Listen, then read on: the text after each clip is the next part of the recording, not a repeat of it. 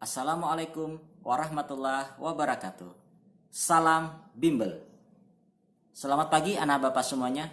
Mudah-mudahan kita semua selalu dalam lindungan oleh Allah Subhanahu wa taala. Amin. Anak bapak semuanya, apa kabar? Hari ini kita akan membahas materi EPS dengan judul ASEAN. Diharapkan setelah kita belajar tentang materi ASEAN, kita nanti bisa memahami dan menjelaskan pengertian kerjasama dan juga tujuan tentang didirikannya negara ASEAN.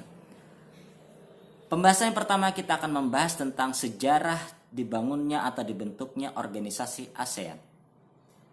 ASEAN merupakan salah satu bentuk kerjasama secara regional yang berada di kawasan Asia Tenggara, yang biasanya disebut juga dengan istilah Perbara atau Perhimpunan Bangsa-Bangsa di Asia Tenggara, yang didirikan di Bangkok, negara Thailand pada tanggal 8 Agustus tahun 1967.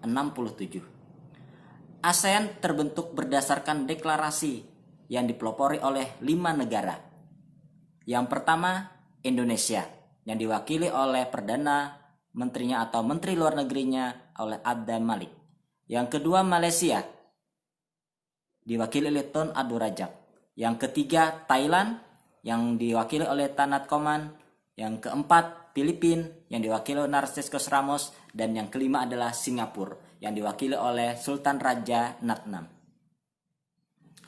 Latar belakang berdirinya ASEAN diantaranya, yang pertama, karena merasa memiliki nasib yang hampir sama, yaitu pernah dijajah oleh negara-negara Eropa, kecuali negara Thailand. Yang kedua, merasa memiliki ras dan kebudayaan yang hampir sama. Yang ketiga, adanya persamaan letak geografis, yaitu di kawasan Asia Tenggara. Yang keempat, sama-sama sebagai negara penghasil daripada pertanian atau disebut dengan negara agraris yang berkembang. Tujuan negara ASEAN didirikan atau organisasi ASEAN ini, yang pertama adalah untuk mempercepat pertumbuhan ekonomi, sosial, budaya yang berada di kawasan Asia Tenggara.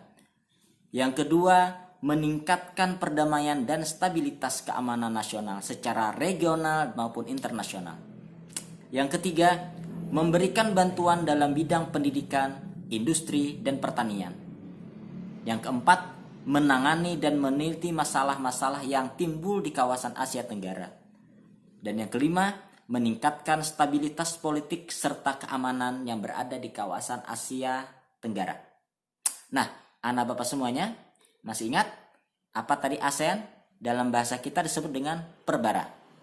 Istilah ASEAN ini pun disebut juga dengan istilah asingnya Association Southeast Nation ASEAN.